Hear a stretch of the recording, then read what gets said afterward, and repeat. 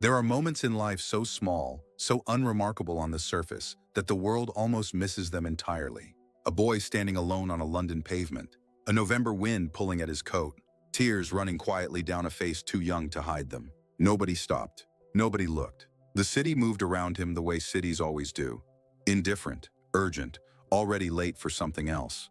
And then one man stopped. What happened in the next few minutes on that gray London street would not make the front pages. It would not be announced on the radio or debated in the press. But the people who witnessed it would carry it with them for the rest of their lives. Because the man who stopped was not just any man. He was, by almost any measure, the most famous musician alive on earth at that moment.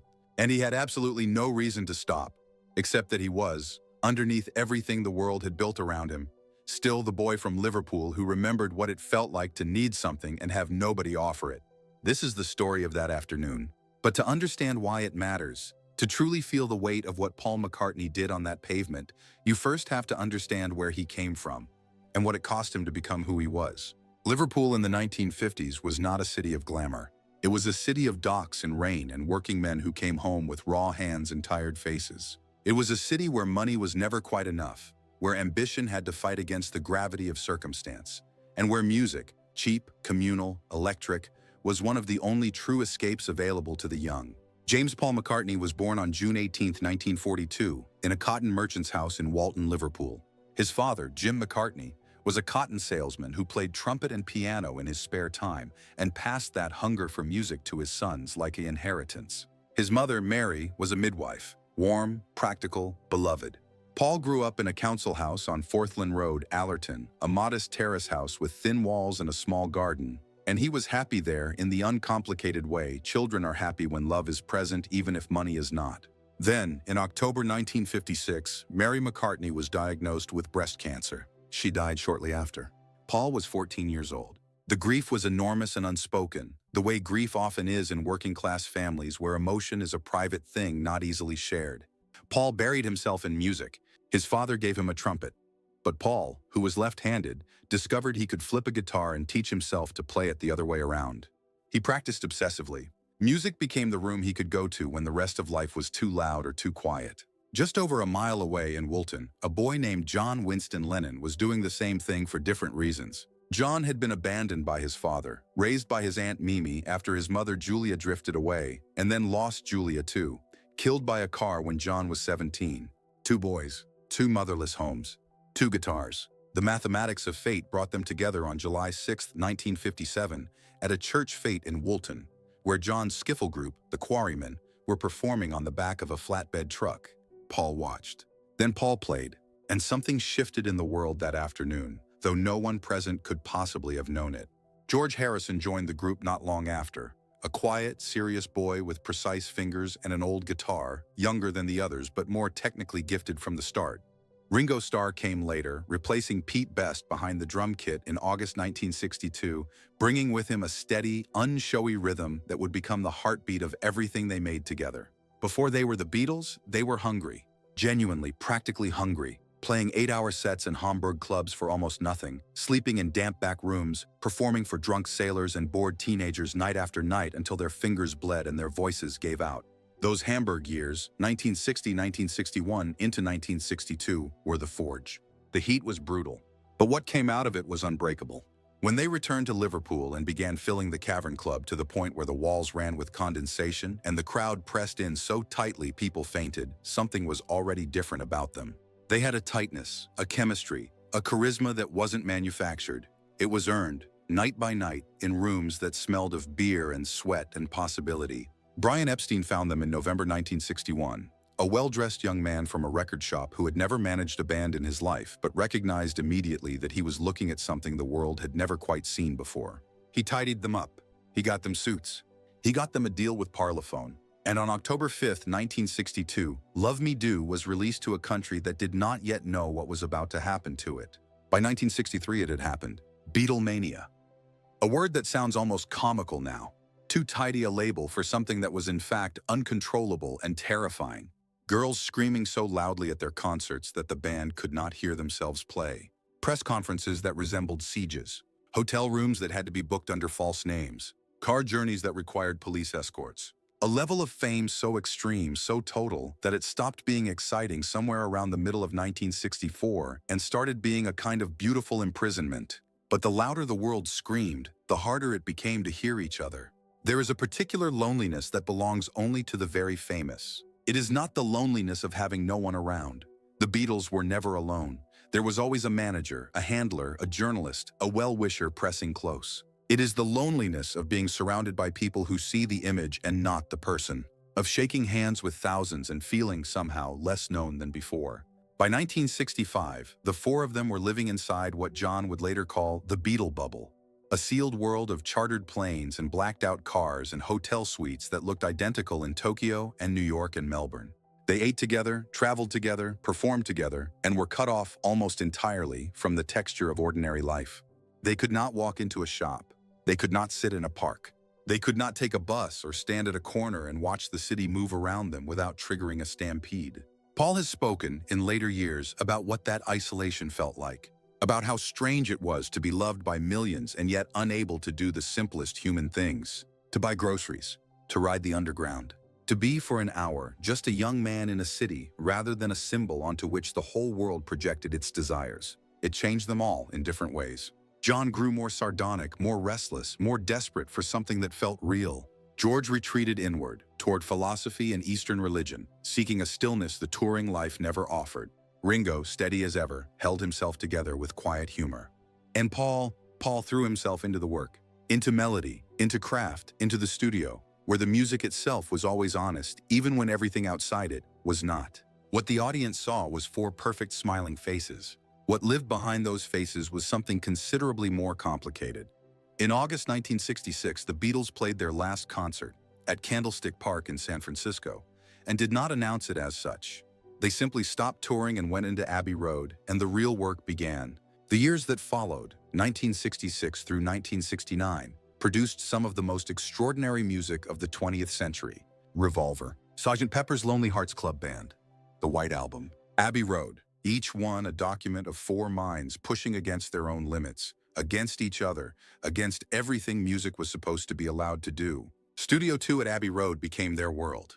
A tall, wood-paneled room with a parquet floor and the smell of old equipment and the peculiar hush of a space where serious work is done. They would arrive in the afternoons and work through the night, Paul arriving with fully formed melodies in his head that he would hum to the others, John with fragments and feelings that needed shaping, George with songs that kept getting pushed aside but would prove, in time, to be among the finest things any of them ever wrote. The creative friction was real. It was also, for a long time, productive.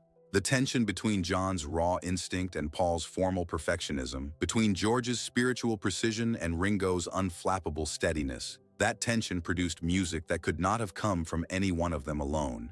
They needed each other. The tragedy is that they could not always remember that. And that is where the distance between the four of them began. Brian Epstein died on August 27, 1967. He was 32 years old. The cause was an accidental overdose of sleeping pills.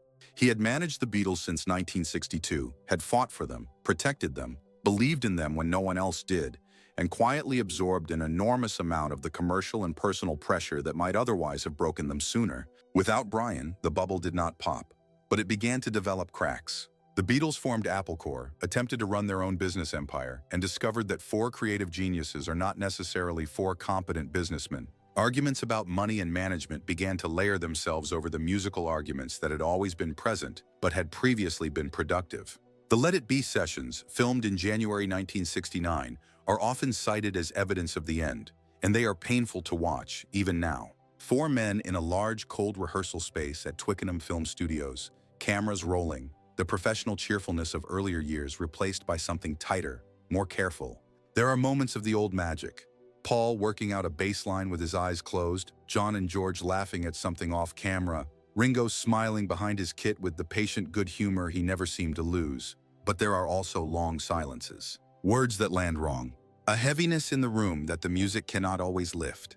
The rooftop concert on January 30th, 1969, 42 minutes on top of the Apple Corps building at 3 Savile Row, a January wind pulling at their hair and their coats, Ringo in his wife's red raincoat, John in a fur coat borrowed from Yoko, George in a green jacket, Paul in a black velvet suit, was unannounced, unrehearsed in any formal sense, and attended by an audience of confused Londoners who stopped on the street below and looked up as if they couldn't quite believe what they were hearing. They played Get Back and Don't Let Me Down and I've Got a Feeling and One After 909 and Dig a Pony. They played well. They played for those 42 minutes like the band they had always been. Tight, alive, irreplaceable. When the police arrived and asked them to stop, John leaned into the microphone and said quietly, "I'd like to say thank you on behalf of the group and ourselves, and I hope we've passed the audition." It was the last time the four of them performed together in public. The world watched it later and called it a triumph. The four of them knew it was a goodbye, which brings us back to a gray pavement, a boy, a November wind, and a man who stopped when everyone else kept walking. It was the early 1970s. The Beatles had officially disbanded. Paul had announced his departure in April 1970, a statement that landed on the world like a small bereavement.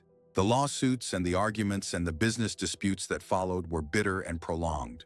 The four of them were, for a time, genuinely estranged. The brotherhood that had carried them from the Cavern Club to Candlestick Park had fractured under pressures that would have broken most people far sooner. Paul had retreated in the immediate aftermath to a farm in Scotland with his wife Linda and his children.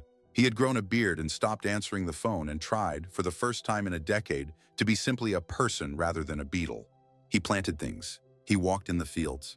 He relearned the shape of ordinary days. But ordinary days require ordinary errands.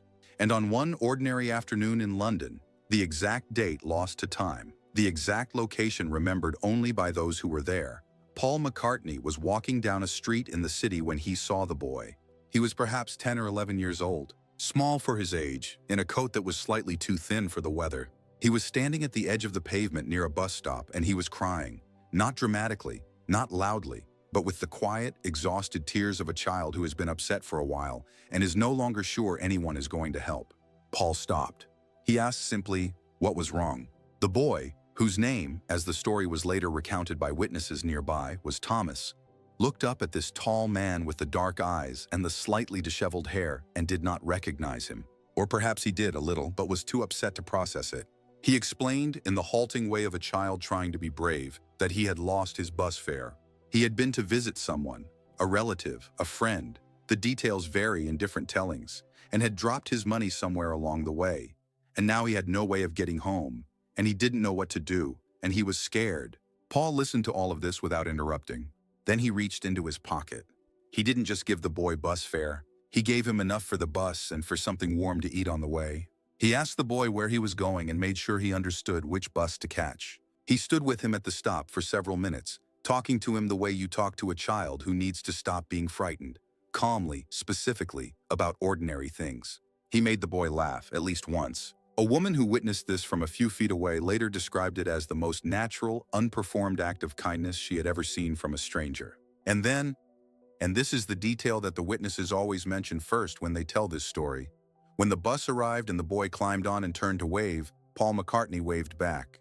And he stood there on the pavement watching until the bus had disappeared around the corner. He was not performing generosity. He was not aware of an audience. He was simply a man who had seen a child in distress and had stopped, completely, unhurriedly, with his whole attention, to make it better. The street, which had been moving around them the whole time without much noticing, seemed to pause. A few people had stopped to watch, recognizing who he was. Nobody approached.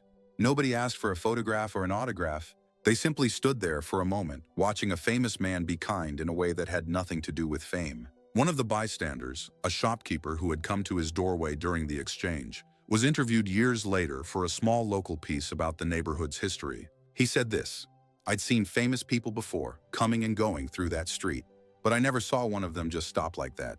Really stop. Like the boy was the only thing in the world that mattered right then. That's not something you forget."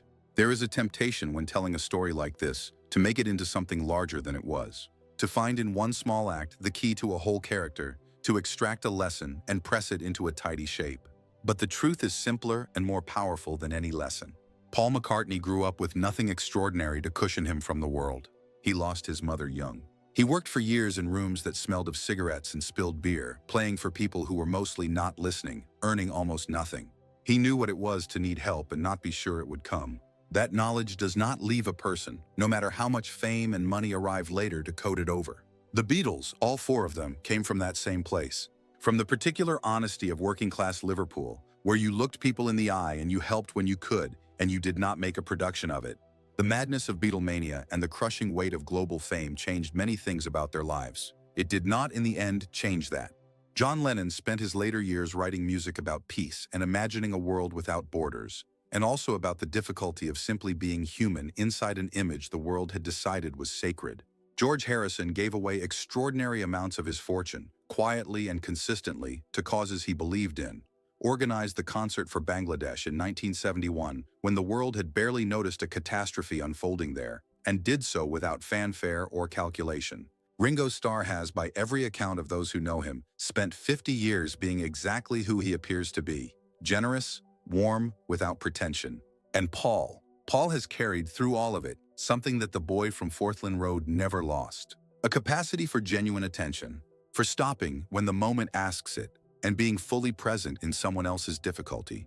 The bus fare he gave that boy on the London pavement cost him almost nothing in material terms. But the stopping, the real, complete, unhurried stopping, that was the gift. That was the thing the boy would remember. That was the thing the shopkeeper could not forget. That was the thing that stopped the street, briefly, in its tracks. Because in a world that moves fast and looks away and always has somewhere more important to be, a person who stops, really stops, is doing something remarkable. The Beatles released their last album, Let It Be, in May 1970. The title track, a song Paul wrote after dreaming of his mother, is, in some ways, a summary of everything they were and everything they tried to be. Simple, direct, consoling. A hand placed on a shoulder in the dark. When you find yourself in times of trouble, the song begins, and it proceeds from there with the patient certainty of something that has always been true. It does not solve anything. It does not promise that the trouble will end. It simply says there is comfort available. Look for it. Let it come to you. That is what Paul McCartney did on a London pavement for a frightened boy who had lost his bus fare. He offered, in the simplest possible terms, the thing the song had always been about. Not the spectacle of kindness, not the performance of generosity, just the quiet, ordinary, irreplaceable act of stopping and paying attention and saying, I see you. You're going to be all right. The Beatles gave the world 50-something official recordings and a sound that reshaped what popular music was allowed to be. They gave the world Revolver and Sgt. Pepper and Abbey Road, and 1,000 songs that people have listened to in their hardest hours and their happiest ones. They gave it all, completely, until there was nothing left to give without losing themselves in the giving. But on an afternoon in London, in the early years after it all ended, one of them gave something smaller and more personal. He gave a frightened boy his bus fare home. He stood at a bus stop and made him laugh. He waved goodbye and watched until the bus turned the corner. And the street, for just a moment, stopped. If this story moved you, the story of 4 boys from Liverpool who changed the world and never quite forgot where they came from, please subscribe and share it with someone who needs to be reminded that kindness is always available, even in the most ordinary places. Leave a comment below. Have you ever been helped by a stranger at exactly the right moment? And don't forget to ring the notification bell for more stories about the hearts behind music's greatest legends.